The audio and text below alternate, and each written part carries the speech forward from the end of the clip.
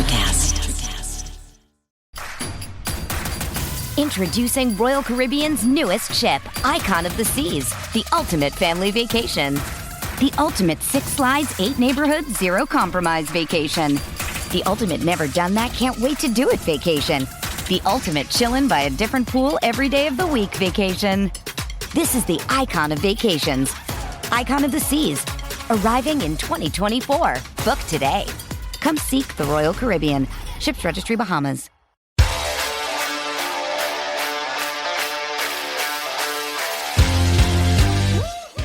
Welcome into Missing the Point. I'm your host, DK Sizzle. I'm here with two guys I don't know if the three of us have done a show together in a while. I can't remember the last time it was this combo. I got Hollywood Ray Buchanan. I got Mike Marcangelo. And I'm DK Sizzle. We're going to talk today about the NFL and the free agency, since it's been fucking wild, honestly. It's like, I love the fact that the NFL is a 12-month sport now. You can just follow along to NFL news whatever time of year it is. I've really been enjoying all the free agency news, but I do want to start off with some of the bangers, some of the big ones. Ayahuasca Aaron is going to the New York Jets. It seems like it's all but signed on the dotted line. I think we're going to do that thing, Mike, again, where we go into the preview and we're like, Aaron Rodgers isn't going to win double-digit games, and then he probably will. I think it's funny that he's going on the same career trajectory as Brett Favre. I wonder if he goes to Minnesota after this, but you think Aaron Rodgers is winning a championship in New York, Mike, or is that just is he going to the old folks' home? So I think his chances of winning a championship are exponentially greater if he doesn't bring his band of misfit fucking offensive weapons from Didn't Green love that wish list. Like the wish list, it's so stupid. It's like I want Randall Cobb, Alan Lazard, who, by the way, Alan Lazard's pretty good. Randall Cobb, Mercedes Lewis. And you just think to yourself, if you bring all of the pieces from Green Bay to New York to get last year, the offense in Green Bay last year was bad minus Watson. Yeah, I mean, bad. So listen, that defense in New York, they have some ballers on there. Mm-hmm. The Patriots are now like the fourth best team in the division. I think the Jets, this puts them to 10, 11 wins. Mm-hmm. But we just don't know what you're going to get with Aaron Rodgers. Yeah, I think, Ray, I think it's funny that Aaron Rodgers is leaving my division and coming to yours. To Mike's point, what do you think is it's kind of a bloodbath in there right now, to be honest with you. But it does seem like the Patriots are starting to react. It does seem like they realized a lot of very obvious things, like we maybe need a coaching staff that's like seen a football game. But also that like they definitely need to give Mac Jones someone to work with, which Mike and I talked the last time we did a football show about the fact that like you do have to go all in now at this point. So yeah, the division's getting stronger. Parts of it were strong already. How do you see that shaping up? And are you nervous about sharing a tent with Aaron Rodgers? Well, what's crazy, I seen a tweet that said you're already 0-6 against your division, and it's March. And I want to bring up something that's been on our website on mtpshow.com.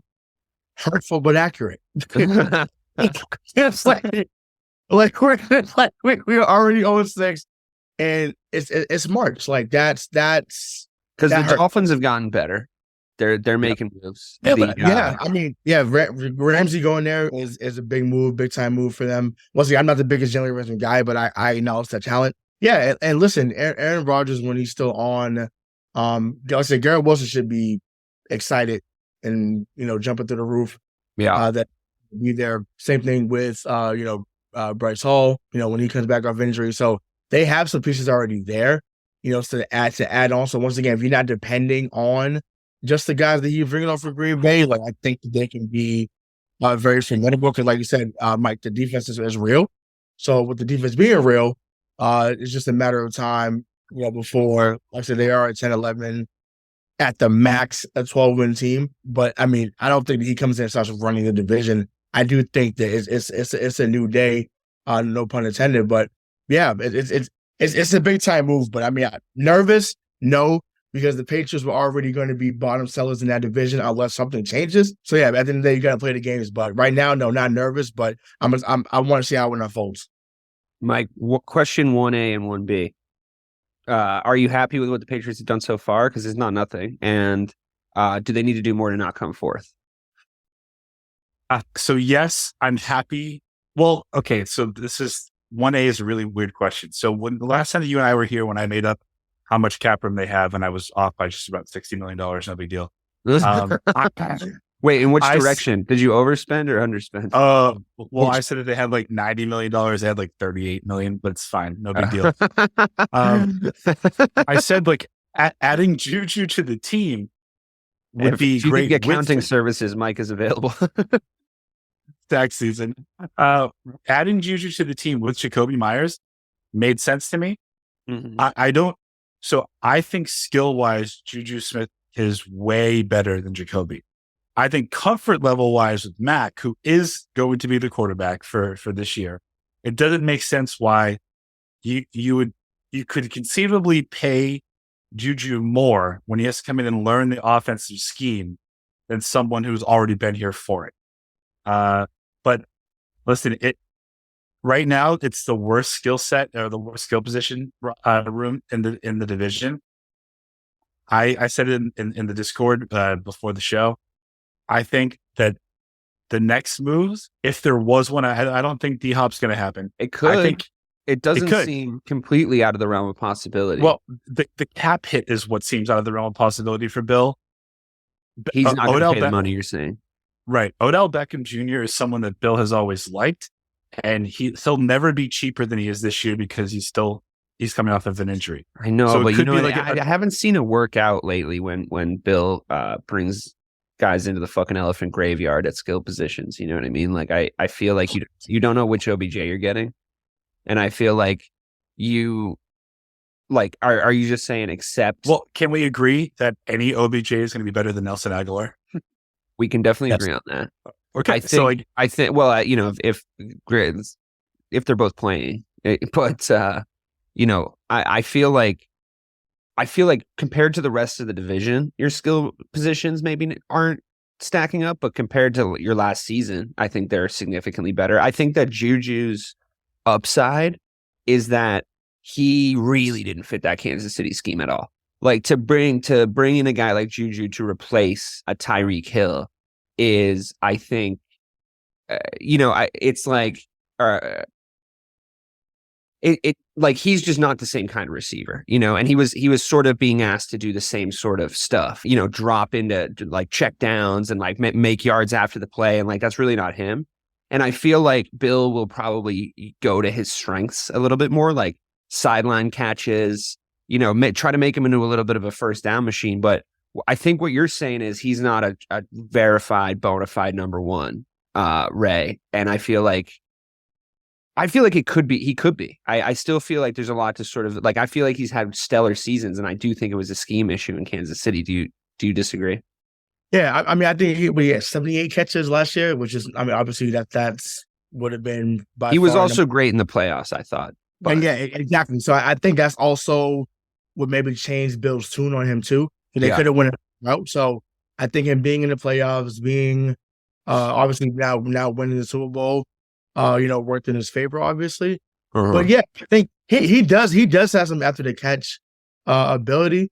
I wouldn't say the separation is phenomenal. So he definitely fits with that. The separation is not great here at all with any receiver. So I'm kind of excited to see what him and Tyquan Thornton do. I'm excited to see what him, Bourne, and Devontae Parker can do as well. So because Devontae Parker doesn't get talked about at all. When he was out there last year, he had some plays where you're like, oh, okay, like that's why they brought him here. He's the guy that's going to be the vertical guy, if healthy. So yeah, I hope they do incorporate some routes where he's running to the sideline, like you said, and just becoming a guy that's going to be, a souped up Jacoby Myers. That's fine. Once again, people know where I stand with the Jacoby Myers thing. Whether you see me on Twitter, whether you heard me on the show, I was done after the Vegas game, so I had no issue with the fact that they let him go and they gave JuJu Smith the same contract essentially. Because he had the audacity to say cold world. No, it was a fucking cold world when you chose to make that lateral. That's when it was a cold world. Talk about, you $30 million, you're good. And that was something that you asked, but I had to get out there because I'm emotional. So I couldn't believe he even had the nerve to say cold world, but I'm giving the same deal. Needless to say, though, JuJu Smith, he's going to be good here, in my opinion. There's way more potential with JuJu for sure. Like over the last for 3 to 4 years, their stats are very comparative, but that's because JuJu was hurt for one of those years. Right. But I think the whole thing that we're talking about right now is like we don't have a number one, but I do think we have 3 number twos, which you're going to have to cover, but you can't just leave one of them wide open. Right. You can't. Yeah. So that's a better position than we were in last year.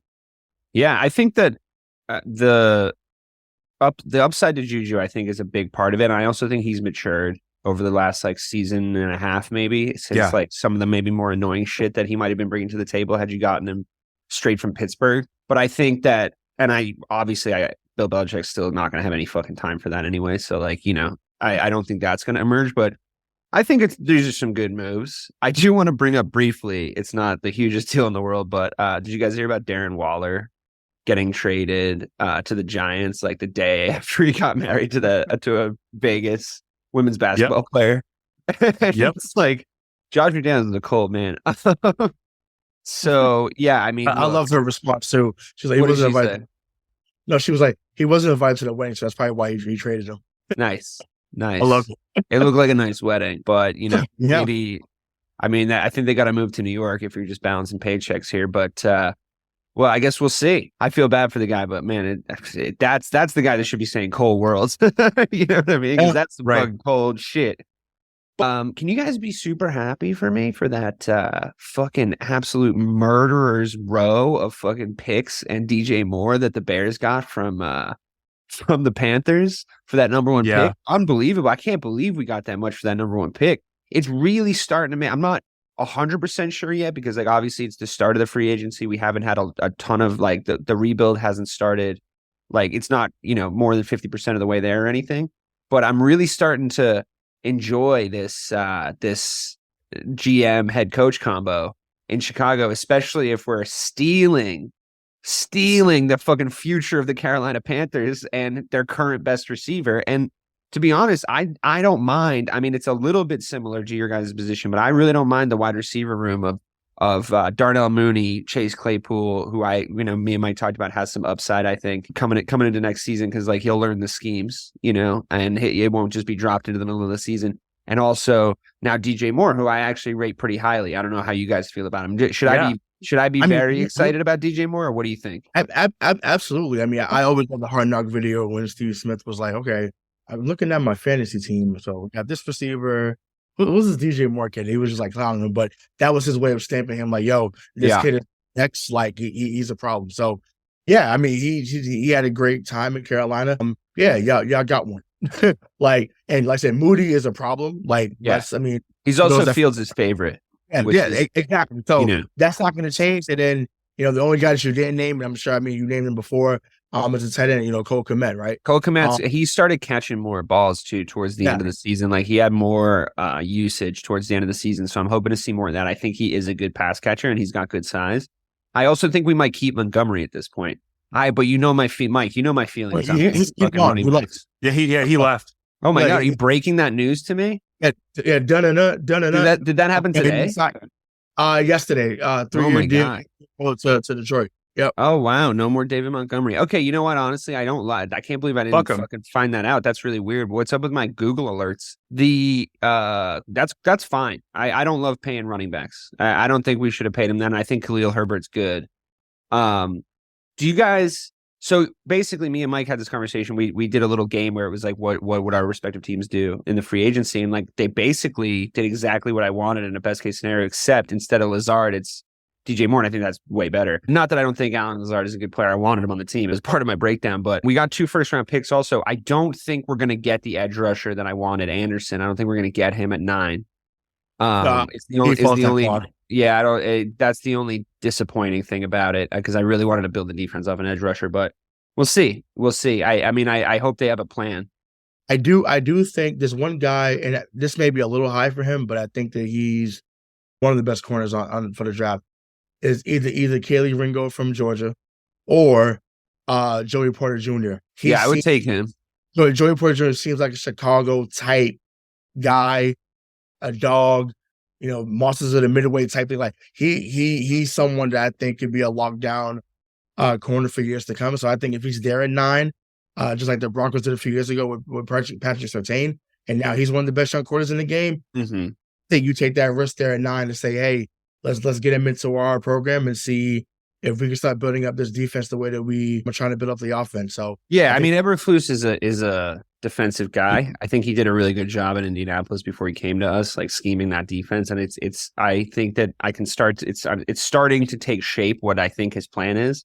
And I think getting rid of Rope and turning him into Chase Claypool, but then going and signing Tremaine Edmonds for $20 million cheaper was like expert level linebacker maneuvering. I think that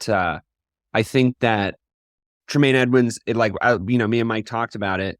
We need everything. We need every fucking position. So to get him at linebacker, but I did tell you, like, I had a whole plan about how to first build up the linebacker core, because then you can sort of decide what kind of players you need around that. You can sort of say to yourself, well, our linebackers are good cover 2 guys, or they can be edge rushers, or this or that. So then you can sort of decide. It's more a versatile position in 2023 NFL, I think, is what my point is.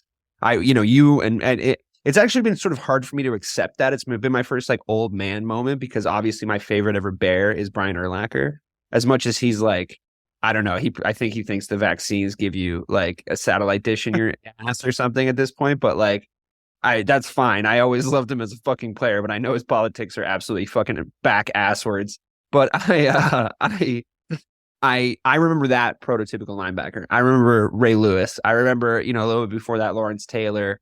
I like the linebacker to me was like one of my favorite defensive positions, because it was like find the hole, fill it with some hurt. A lot of it was run stopping. A lot of it was hiding on the quarterback and trying to pick him up. Brian Urlacher was like, to me, the only guy that could like fucking dominate Michael Vick. He would spy Michael Vick every time we played them, and like Vick wouldn't be able to run on us. And it was awesome. These days, the linebacker is an edge rusher or he's a secondary guy. Like it's just, you're playing kind of tricks on the offense to see where he's going to be, but they're a little smaller. They're more athletic. And I think they're a little faster. So I think to build through that, I'm just going to have to sort of accept it, right? Like I have to just sort of like accept the fact that like the Brian Urlacher version, because like Urlacher probably be a fucking edge rusher. Them days over. As far as once again, Belichick is still trying to keep it because he likes big linebackers too. Yeah. Yep. Well, them days are over. Like, and obviously, we're talking on the fly, but I mean, you got we both for our teams had Roosevelt Colvin. Your team had Lance Briggs, who I loved Lance Briggs. Lance Briggs. He was Urlacher's like fucking co-pilot. He was his like second guy. They were my favorite, the two of them. Watching them play was so much fun. Right, my guy was Mike Brown too back in LA. Yeah. We had a lot of fun guys. You know what I'm saying? So it's just like that. Those days of guys, sending you to the hospital immediately after. Right. Are the Joe Theismann. Any career type shit, right? Yeah. Oh my God. But I mean, listen, that it's, you guys were clear winners of day one. I think Miami was a winner of day one as well, getting Howard. I think they got another corner as well, if I'm not mistaken. But also solidifying the backup. I know that's not a splashy move, but when you go get Mike White, who had a good run in New York last season, I think that's an upgrade over Skylar Thompson. So if something is to happen to Tua, whether it's concussion again or I mean, honestly, you can't, the game, like you can't rely on him being healthy. Like, and honestly, I don't even know if you can really bet on his NFL career at this point. Like, there's a world and a road where a doctor says like you can't get hit again, and I mean. You remember where Sidney Crosby was like always getting fucking hit in the head and getting concussions, and like somehow he like kind of figured out how to stop getting concussions. I don't know. Like, I mean, it's a different sport, but like I can see it, but like there's no way he doesn't have a little CTE already. Like just a touch of CTE, like a soupçon of CTE, like a sprinkle over the top, like a cinnamon on a latte of CTE. And you really, a little salt bay of CTE. And you don't want to have a full protein sized serving of CTE. That's not something that you want. So I wonder I know he's a competitor. And I know that like anybody that makes it to this level is obviously highly competitive and highly motivated and highly self-confident. He probably thinks he won't ever get hit again because he's just too good. But I wonder if there's a world where his loved ones might want to sit him down and count his money and just say like, maybe we're fine, right. From here on out, because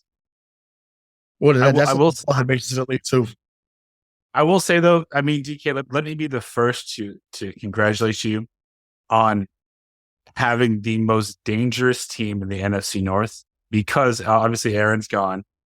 Fuck Kirk Cousins and the Vikings. Oh, I think we're winning the NFC North. I really I don't know if you're. I don't think you're gonna win it. I don't think you're gonna win it, but you'll get into the playoffs, and if you happen to play Minnesota in the first round, you'll win that game. Well, that'd be great. That from your lips to God's ears, my friend. That would be even if with the one win in the playoffs was against Minnesota, that'd be so sad. Especially with like the amount like I've shit talked Minnesota, and you guys have helped me shit talk Minnesota all year. Like me and Bobby had to talk about Minnesota every fucking week for the entirety of the power ranking show, which is the whole NFL regular season, because they were always in it because they had a good record, but we all knew it was going to happen, and it did. So that's that. And it doesn't say, if we're talking about free agency right now, it doesn't seem like they're in the market for a new quarterback. So I'm not all that fucking worried about it. Can we talk for a second about the Cowboys finally fucking cutting Ezekiel Elliott? I want to know, Ray, if you're going to cut him in the fucking offseason, why did you hand him the ball so much when you had a better alternative in Pollard for the entire, like, it's like, what are you doing down there? What do you see the Cowboys? I mean, this is a team we're obviously going to have to talk about because of our roster, our own personal MTP roster. We talk about the Cowboys. I'm in a very advantageous position with you guys because like, I feel like there's a very like peaceful, amicable Bears Patriots sort of like bridge. But like there is like, it's like fine. Like the Bears have been terrible for a long time. And like they're in different conferences, and like, it's just not that big of a deal. Like if probably people that went to the Super Bowl in 1985 probably hate the Bears, but like we're not that old. So it's when you look at the Cowboys, like there's this very contentious Patriots Cowboys relationship. And it is because the Cowboys have this sort of slapstick quality, like as of late, they're like very easy to make fun of. But I'm interested to hear your guys' thoughts on them next season, because I think that's a smart move. I think cutting Zeke is one of the most prescient and salient things they've done in years, to be honest with you. So, I mean, maybe the signs are pointing up for them, but also, Mike, we talked about how Dak Prescott is Black Kirk Cousins, and he's going to be the dude in the playoffs. And I just, wait a minute. I missed that earlier. What? You didn't hear? You didn't? I was calling him that all year. Wait. He is. He is. It's true. He is. Am I wrong? Ray's fucking dying over here. You're not wrong. Oh my God. Let's just talk about the fact that the reason why it's such a great move that they get rid of Zeke is because of how bad the fucking contract was that they signed him to. Right. Well, we knew that at the time. Mike. Right. Right. I'm with you. Like, listen. Wow. Oh my God. Their thing that they should ride into the Super Bowl, if they ever get there again, should be their defense. I think getting Stephon Gilmore in that secondary is a huge get, especially for what you were already good. What you paid for him. They were already good. Now you have someone with championship DNA that's going to be in the secondary for him. Yeah, nice. But they need a wide receiver. They're in a position now where they actually need Odell Beckham or Hopkins. It's not like a pleasantry or nice to have. It's a fucking must have. That was in Jacksonville. Someone like him. Or Cortland Sutton. But they need to do something. Why is OBJ cool? I thought that was the favorite destination down there. I thought they were leading the race. I think that people are still. I guess more stuff has come out about the injury or the rehab at least.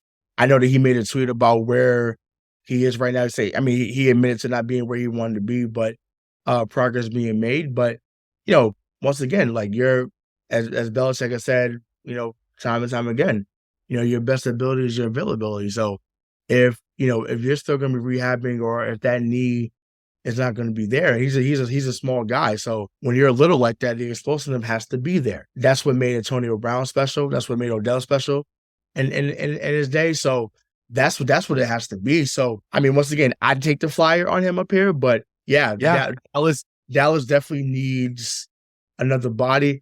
To me, if I'm them, I'd do the D-Hop trade. I wouldn't even Dallas.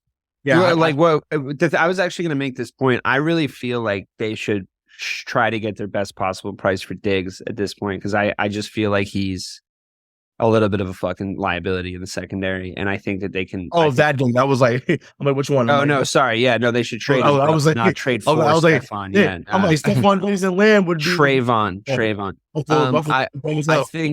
I think they should try to get a price for him. Maybe they can include him in the package. I don't know what their picks look like, but if they got OBJ, I think that's or D-Hop. I think that's a big improvement. It does seem like the OBJ thing is kind of cooled. Mike, do you think that like Dak could be the guy if they had a head coach that could somehow convince him to not think he's the guy?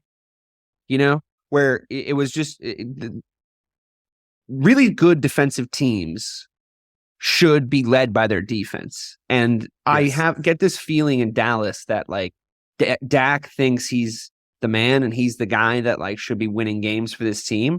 But I think if somebody could get in there and teach him how to be a game manager and teach him how to run a game like 7 different quarterbacks did in San Francisco this year, and just say our defense is what we do. We can get the ball back. We can score points with it.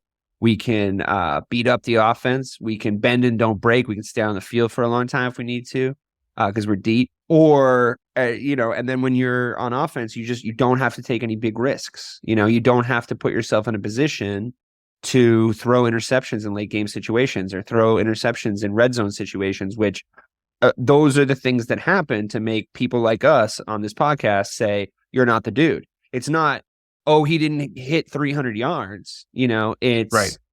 Or how many touchdowns did he throw? It's in big game situations on the eye test. I've seen him just like come up short when he needs to not come up short. He needs to come up tall. So is there a world where you could see that happening? And do you think it would help? Because I just think that like him being the forerunner of the team, him being the vanguard of the team, the paragon of the team it's an imbalance because he is worse. The best part of that team is the defense. Yes. So do I think it would help? Absolutely. Do I think that they can do it? No, because you can't sign a guy to a 4-year, $160 million contract and then not act like he is the guy. Right. So Jerry Jones put himself in a situation where, like, I don't blame him for it because, again, he's talented for sure, but he can never be the reason. I don't think he'll ever be the reason why you win a Super Bowl, but he needs to get you there. So but it is hard to for a head coach, whether it's the Clapper, Jason Garrett, or this fucking moron Mike McCarthy, to treat Dak like he's anything less than the guy when he's being paid to be that. Right. Can I build off that for a second? Please. So, yeah.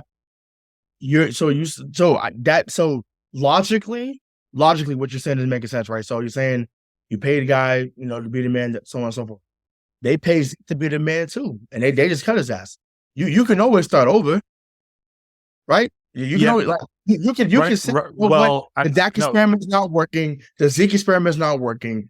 Let's go back to the drawing board. That's perfectly fine. Once again, it was a Super Bowl or bust, and once again, that's not a dig. I'm not trying to be funny. It's the truth. It was not Super Bowl or bust. Yes, were they very good? Absolutely. The defense, like you said, bringing back Van Der Esch is huge. Getting Gilmore is also huge for the defense. But what is wrong with saying, you know what? So we cut our losses with Zeke. You know, we're doing what we can with Pollard. Got Lamb. You know, got Schultz. Why not start over at the QB position? Because so the running back position is a very easily solvable position in the NFL. It look no further than the Patriots. They've been able to just cycle through running backs. There's a ton of running backs. There's a ton of really good running backs. There's like 6 good quarterbacks. Every great defensive team, let's just say for the last 20 years, has always, like, when they don't win the championship, it's always been said that they're just a quarterback away. It's conceivable to believe that Dallas has the quarterback. They do need to surround him with weapons for sure, but they also, the head coach, to your point, DK, needs to limit his liability in the situation and just say, hey, listen, your job is just to go 20-20. Because we know that in the red zone, we're going to score no matter what. But like, to Ray's point, though, Mike, to Ray's point, if we don't ever think Dak will accept that role, which I think he won't, do you just go get yourself Andy Dalton, you know, or someone they already had him. But you know, I mean, it's like this is before I really think they have the possibility of having the best defense in the NFL this year, especially with the addition in the secondary. And I think there was an argument that they may have been for a few weeks there last season. I think it was probably San Francisco, but we'll see how it shakes out. You can re-scheme. Yeah, but you can re-scheme if you get a new guy, and I totally see what you're saying in the sense that, like, it's really hard to get a quarterback that's good, or the guy, or this, that, and the other. Like, you're not gonna find Patrick Mahomes just like bagging fucking groceries. Actually, they did find Kurt Warner bagging fucking groceries. That's actually hilarious, but that's pretty rare. So it's a situation where maybe you do actually just double down on the defense to the point where you say, let's just get someone who can do a job, who can just do a job for us, do something very specific. And I think there might be some value in a Dak Prescott trade for them too. I mean, I know we don't love his contract. I know we don't love his contract. We didn't love Zeke's contract or his when those re-signings happened. But a lot of teams need a QB, man. And a lot of teams there might be a lot of people out there saying, you think Dak Prescott is good? Dak for Matt, maybe. No. But what I would say to you is every team that's ever won a championship on defense had a quarterback that they could overcome. Like, so the defense could overcome the quarterback's ineptitude, and the quarterback didn't have enough confidence in their own game to make the mistakes that Dak or his light-skinned brother Kirk Cousins makes in the playoffs. So you just need to temper his own expectations. So and his light-skinned cousin. Yeah, I love it. That's fucking gold. And just so I don't lose it, I'm going to switch the subject real quick. But it's just, I think, so in other words, ladies and gentlemen, Mike is talking about Brad Johnson and Trent Dilfer. That's what he's talking about, because those are the Brad Johnson there for 4,000 yards. And do you remember any moment he had? You remember John Lynch? You remember Greg Brooks? You remember Rondé Barber getting that pick 6 in the NFC Championship game when they beat Philadelphia? You don't remember what Brad Johnson did. That defense was sick. It was ridiculous. And you don't remember Warren Sapp. And Warren Sapp. I was going to say Warren Sapp. Right. Yeah, Simeon Rice. You don't remember Brad Johnson. We do fans, but you don't remember that. I was sitting in a chicken wing house / bar watching a football game once. I think the Raiders were playing, and there was this really obnoxious Raider fan who just would not shut the fuck up. He was like screaming, and it just really wasn't the vibe in there. And Warren Sapp walked in, and he sat down at a table, and the guy just like stopped screaming. And somebody was like, "Oh, you're done?" Just because Warren Sapp walked in, and the guy was like looked all embarrassed, and I was like, this is great." I love it. So yeah, all anecdotes aside, I would like to point out that I know it's early, I know it's very early, but noticeably quiet from our reigning champions, the Kansas City Chiefs. And they have to do some stuff if they want to go back to back. They need to replace JuJu, and they need to put another receiver in there. And there's I think there is some contract stuff around there. Or And Mike, you're both looking at me skeptically. Are they still just going to be the Chiefs? Like they're still? No, I mean, the replacement's on the team already, and it's Sky Moore. Like that. That's the guy. Or Nicole Hardman. Nah. I mean, he looks good there. I think if he ended up going elsewhere, he would be a whisper in the wind. I know you. Before you go, Ray, I don't want to interrupt you or share your thunder, but does anyone here actually worry about Andy Reid's ability to develop a skill position? Because I don't. I think that just if you just look at the Isaiah Pacheco emergence during like you could tell he was talented. Like I like how he runs. Like he runs really hard and he's very entertaining to watch. But I think he's gonna have a big season this next season. I think he's gonna be. I think that like they did some funny stuff with the scheming of Clyde Edwards-Helaire, but at the start of the last season. But I knew that wasn't gonna last. That's why I traded him to Craig for fucking a lot, and that helped me get to the championship of the of our fantasy league last year. But I lost again. I've lost fucking 2 championship games now in the 3 years that our fucking fantasy leagues existed. But Yeah. I'm that all that aside. Can you tell I'm bitter? Fantasy football, man. But all that aside, no, I'm not at all skeptical of Andy Reid's ability to develop the skill position. I'm not skeptical of Andy Reid's ability to keep a good team be good. And I'm not skeptical ever of the Kansas City Chiefs. I wasn't all season. Like I know that they weren't like quite as explosive and dynamic offensively as they have been in years past, but like those are pretty high heights to hit, and they still won a fucking championship. So what I am glad about the Chiefs is that we're not in a position where a team me and you talk about this all the time, right? Like this idea of like Kevin Durant, people talking shit about Kevin Durant, like he's not like one of the best players we've ever seen. And if you lived for the entirety of the history of the NBA, he would be one of the best players you've ever seen. The Kansas City Chiefs are one of the best teams we've ever seen. But I think there would have been a lot of talking heads if they didn't win that Super Bowl, spending the entire offseason being like, well, I don't know. Andy Reid's, he's lost in a lot of championship games, and like we don't know if they're like as good as like, and then they'd get compared to the Patriots, and like that isn't an unbelievable bar to be setting. You know what I mean? Like that's a very difficult, level to get to. But I guess it is the standard now. So I guess my question is, you kind of answered my question actually. You guys aren't worried about them making moves in the free agency. You still think that they're going to be. They've lost some already. Like they lost. I mean. I guess Atlanta. I mean, I feel like they signed another tackle, but I know Atlanta Brown is gone. Right. They signed Jawan Taylor. Yeah, Jawan Taylor. Yeah, so that's a very good replacement. Very good. Like he awesome. So he'll be very good for that line. I actually want Atlanta Brown here, but instead in true Belichick fashion, you sign fucking Riley Reif, which but once again, not a strong, but it's just like he's 35 years old. So I just didn't get that. That was a head scratcher for real, but. Yeah, they lost another guy on defense, Thornhill. I forget his first name. He signed a deal with Cleveland today. So he played the last 2 seasons here. I mean, no, 4 seasons because they won a couple of rings with them. So yeah, they have some places to replace, but players are going to take less. Their own players are already there going to take less because when you had that window, when you had that guy at the quarterback position, teams flocked there and they fled there. So. I'm not worried about them bringing anyone in. And once again, they'll draft guys or they'll trade up or trade down to get guys there. Matter of fact, they traded with us. That's how they got Sky Moore last year. We traded up to get Thorin. They traded down to get Sky Moore. So I would have been happy with either one of those guys there. Obviously, Thorin has to play for us in the moments that he showed some promise in a couple of games last year. But yeah, they'll be fine. They'll be fine. I would also say, like, just to your point, DK, the Chiefs had more 30-yard or more plays this year than they did last year without Tyreek.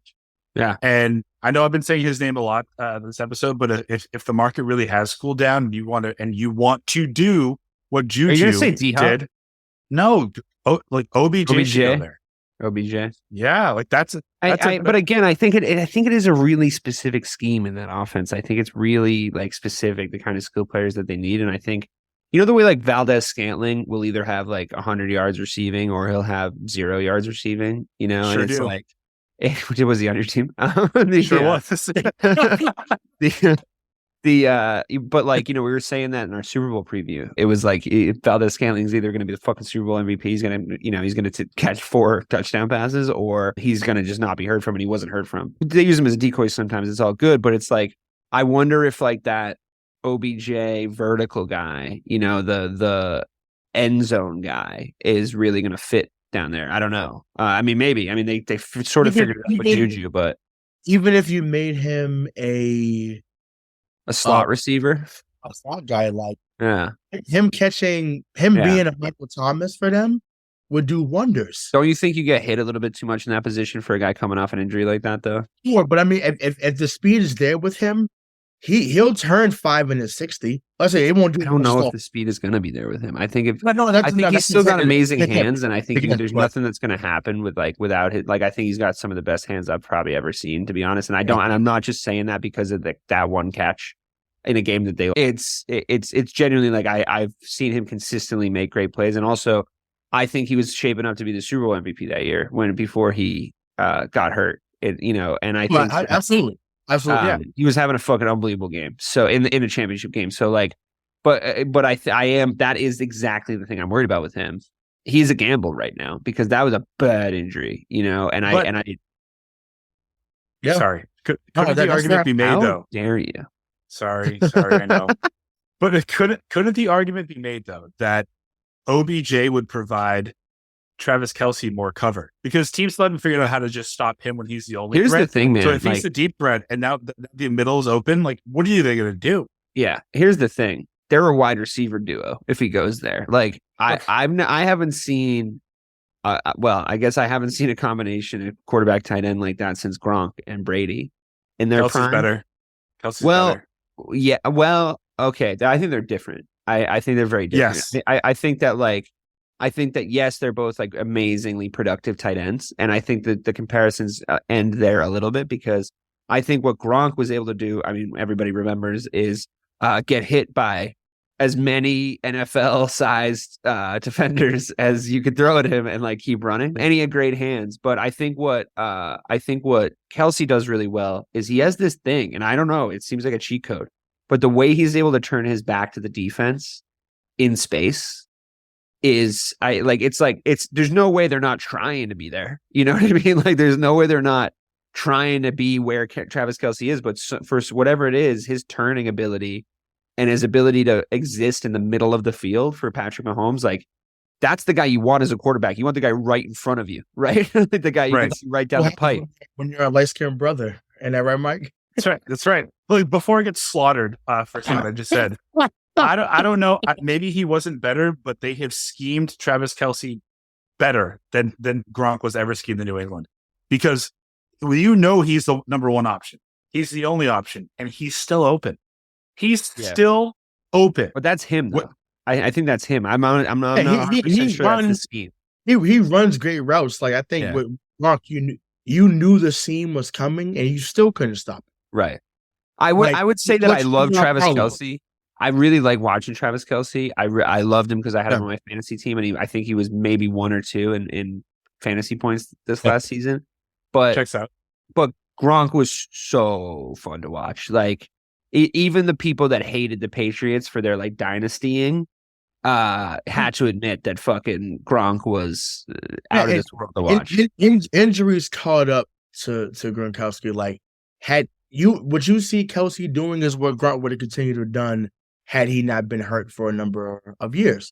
And that's okay to say that. Like, once again, Kelce is phenomenal. It's just, like I say, Gronk's the best tight I've ever seen. Like, and once again, Kelce may end up doing that and surpassing him one day. That's fine. But just from my eyes, so, you got Gronk, you got Shannon Sharp, you got, Antonio Gates, obviously, Kellen Winslow, Mark Bavaro. It's a very short list of guys that were great. Not just good, but great at that position. So did you say Antonio Gates?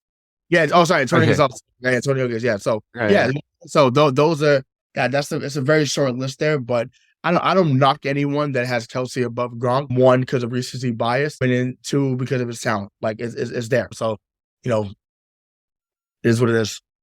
I feel like what's nice about the comparison though is that like Pat Mahomes is like very clearly the best quarterback in the NFL now, when the last time it was this clear was Tom Brady. So I think that like to see a great QB have a great connection with a really, really skilled player, and then to have like the kind of parallels that are like Joe Burrow and Jamar Chase and like Stephon Diggs and Josh Allen, like these 2-man like weapon combos all sort of going up against each other is like a lot of fun in the current narrative scheming of the NFL. But now you're starting to see Mahomes and Kelce pull away as that duo, both on the numbers in the regular season and the fact that like they finally overcame that hurdle, which was being able to beat the Cincinnati Bengals. If on that note, if you're the Bengals, right, if you're in a position where you almost got there and you probably could have won that game, I to be honest, I obviously I called the Chiefs at the very early start of the season, but I did not love the reffing in that game. I really did not.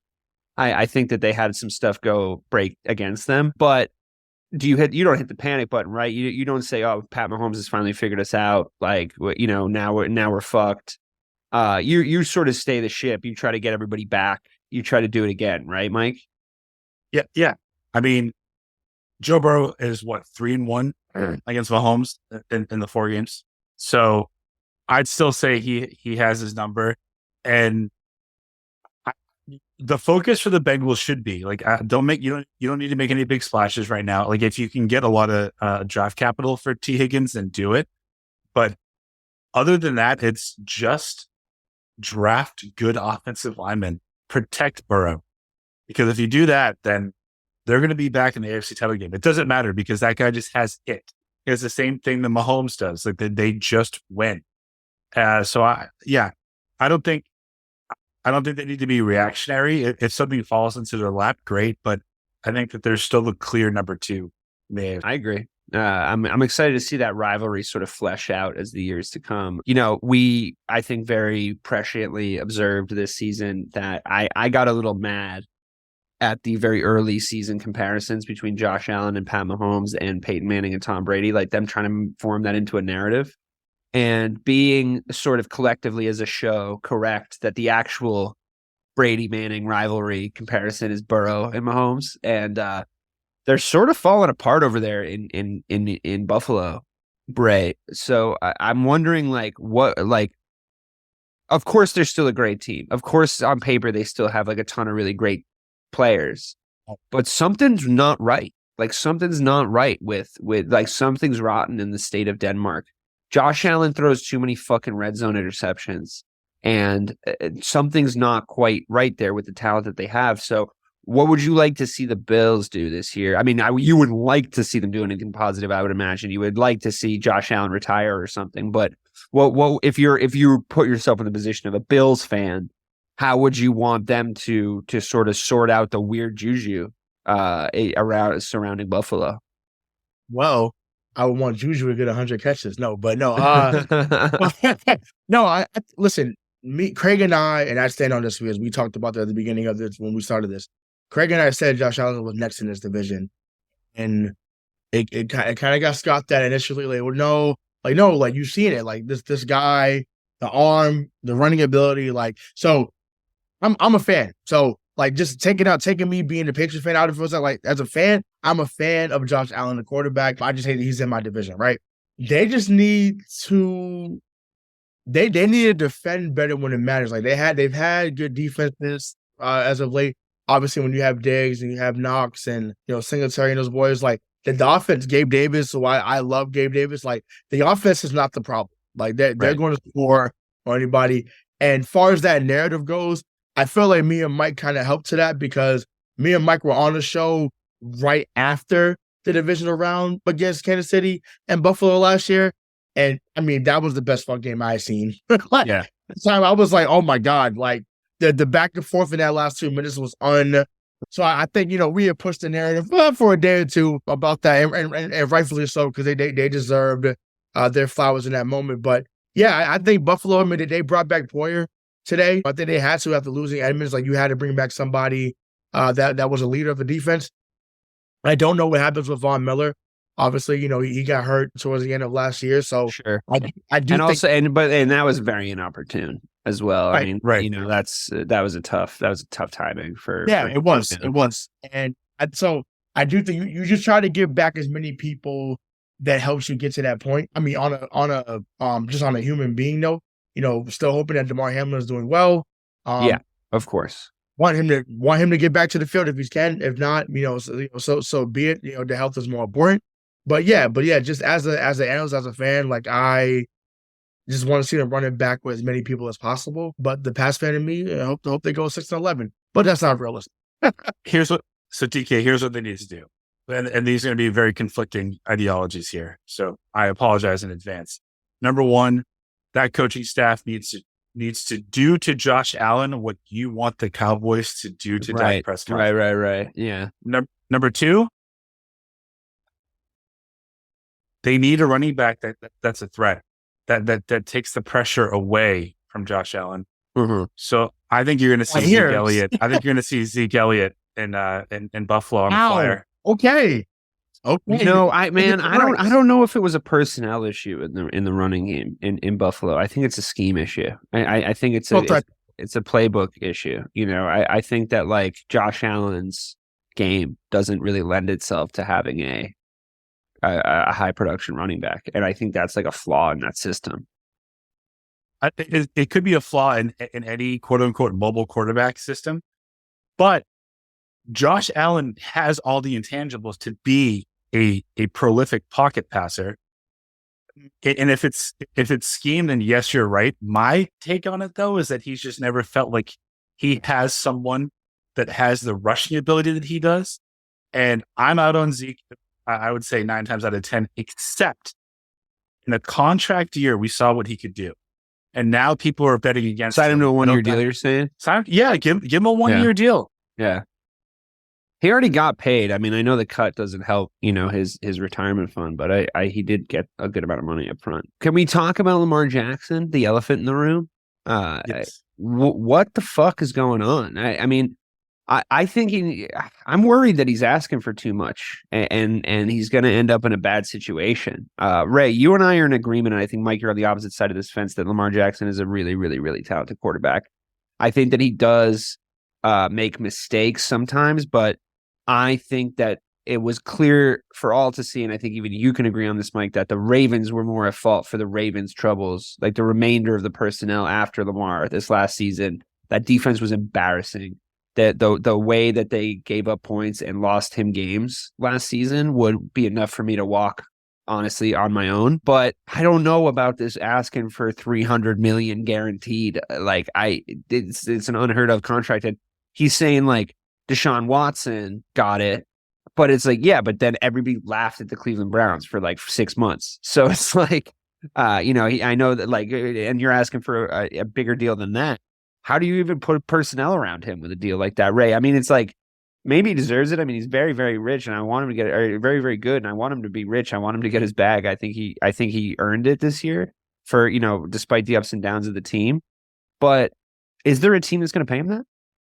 So, I mean, 300, no. I mean, as much as I am a fan of his game, like at this moment, 300 is not feasible. I think, to me, I feel like 4 years, 180, fully guaranteed, which is still $45 million a year.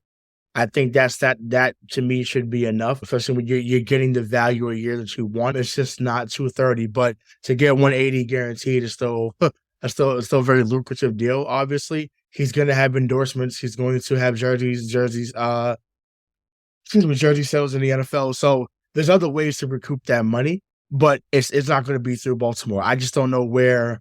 It's definitely not going to be through Baltimore. Well, it's going to go. I mean, the way that Atlanta has been going, I thought Atlanta was going to go after him. I thought this would have been a good time to do so, the way that they're spending in free agency. But I know they brought talent over from Washington, so maybe they think that's the stopgap, unless they're going to draft Bryce Young in the first round. But yeah, so I don't know what team would do that. Maybe. I mean, I'm joking when I say this, but I was saying Dak for Mac a few moments ago, but. Maybe Dallas gives a call and says, what about Dak for Lamar?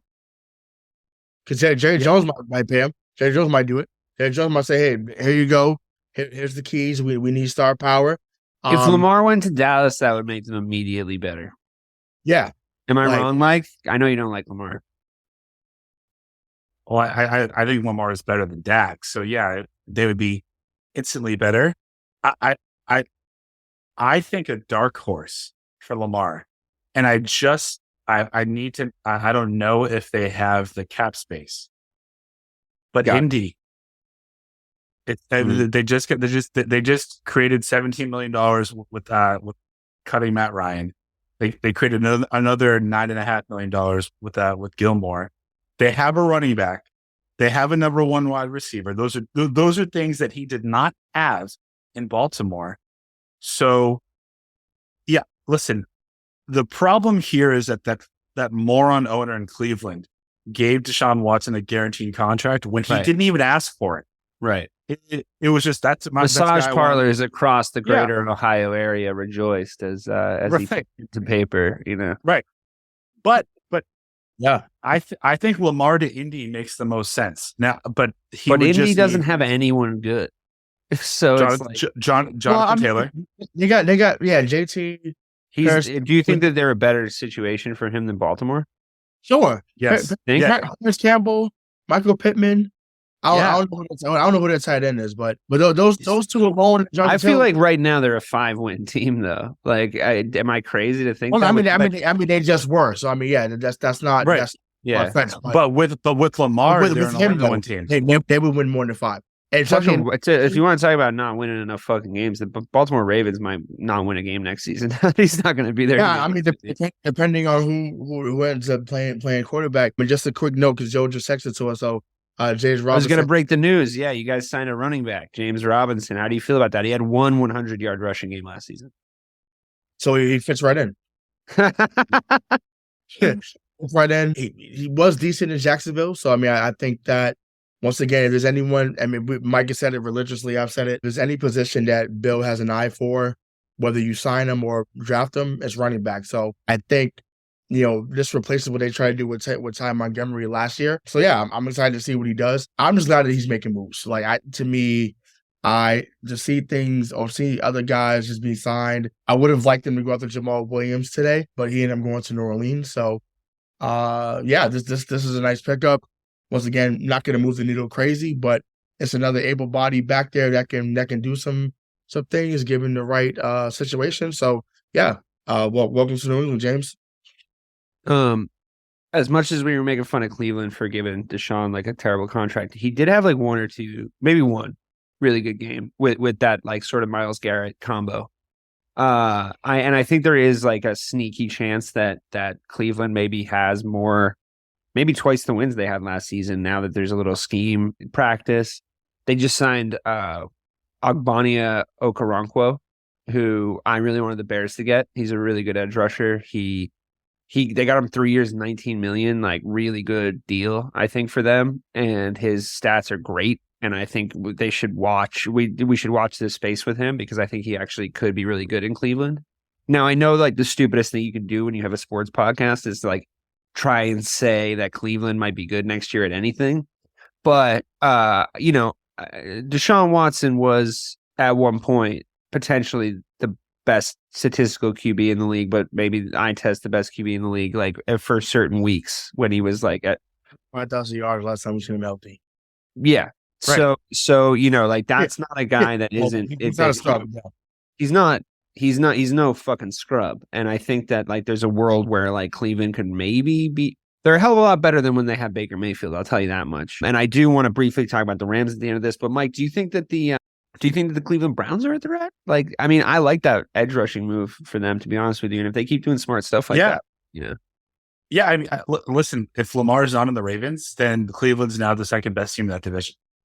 Yeah. And like, I'm sorry, Leah, like that's not a thing against the Steelers. It's just a talent thing.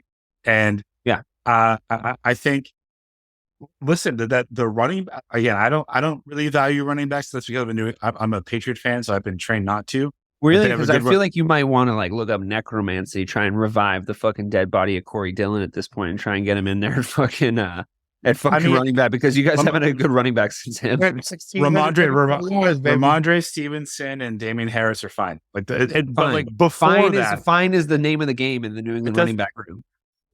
Yeah, exactly. So yeah, between their running back room and then you got Amari Cooper, you got Deshaun Watson.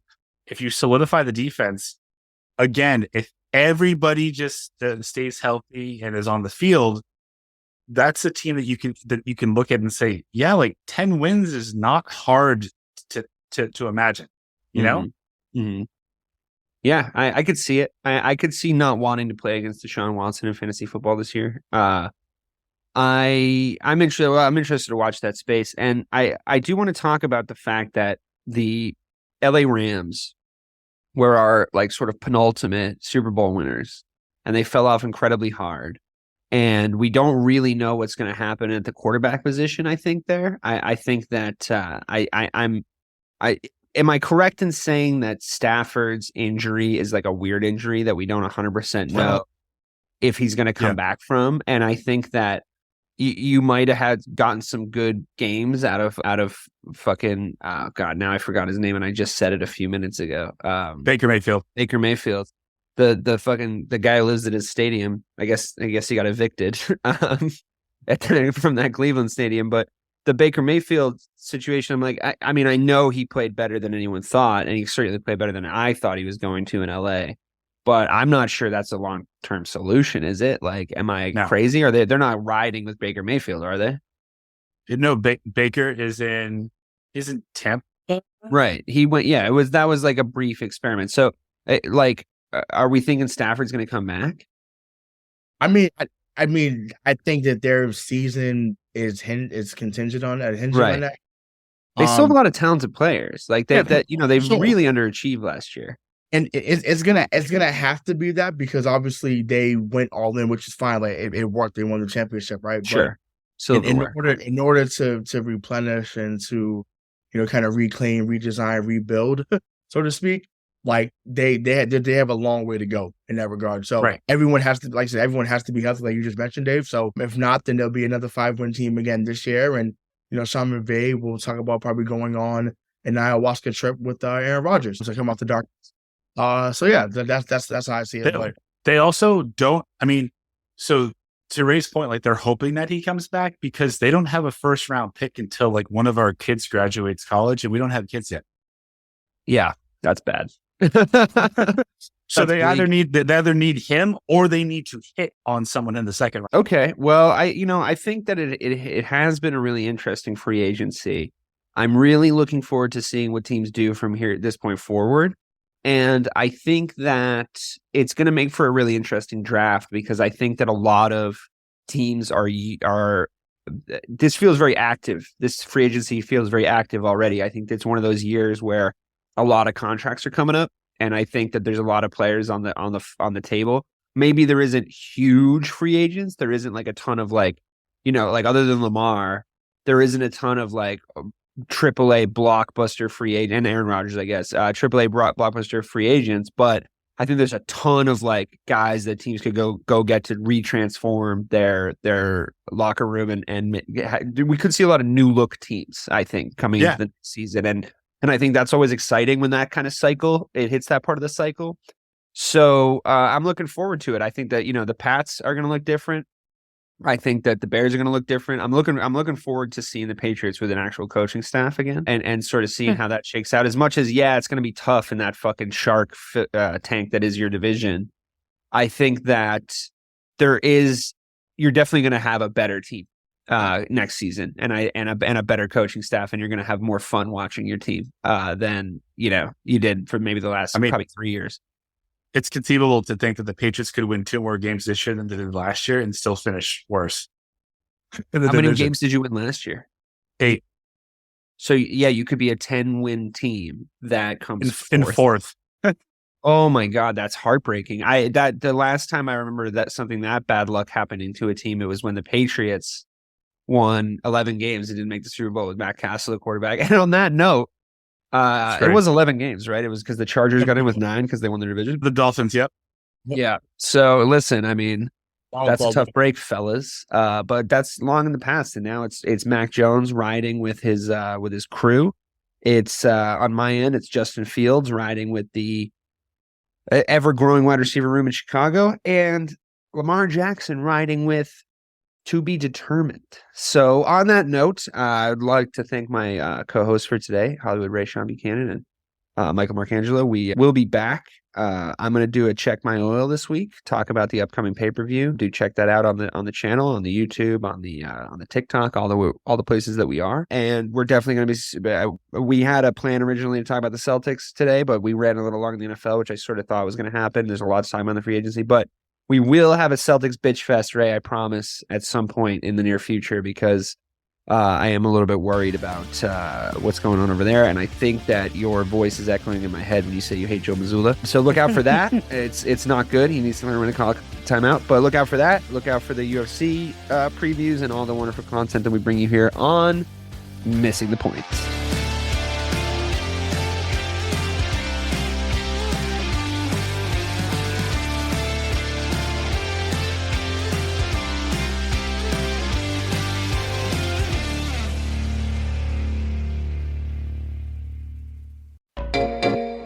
Hey there, fabulous souls. I'm Stephanie Baklaan. And I'm Eden Alpert. And we're the hosts of the brand new podcast, Unapologetically Fab. Get ready to join us on an amazing and real journey as we dive into life after 40 and own it.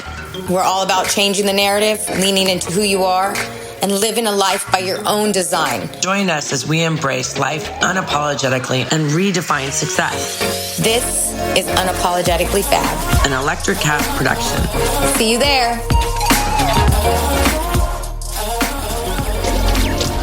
Electricast.